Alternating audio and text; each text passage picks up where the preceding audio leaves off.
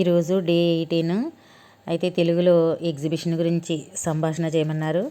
పండగ గ్రంథాలయం గురించి, అలాగే ఇంగ్లీష్లో పిక్నిక్ అనే టాపిక్ మీద మాట్లాడమన్నారు. పిల్లల చేత మాట్లాడించమన్నారు. అలాగే ఇందులో థింగ్స్ ఏమి ఉంటాయో అవి కంపల్సరీ పిల్లల చేత మనం ఆ వొకాబులరీ చెప్పిస్తే చాలా బాగుంటుంది. ఎందుకు పిల్లల చేత చెప్పించాలి అంటే వాళ్ళలో ఉండే షైనెస్ పోతుంది. అలాగే గుర్తు తెచ్చుకుని వారు చెప్తూ ఉంటారు.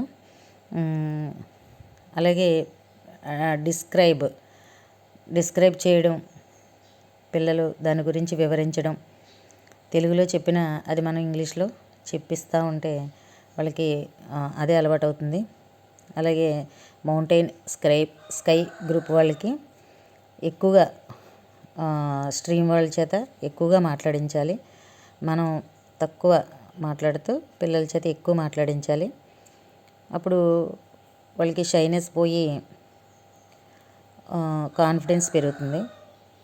నేను ఈరోజు ఇంగ్లీష్ పిక్నిక్ నేమ్ థింగ్స్ ఒకటి, డిస్క్రైబ్ చేయడం ఒకటి, అలాగే వర్డ్ ఫ్యామిలీస్ AEIOU మీద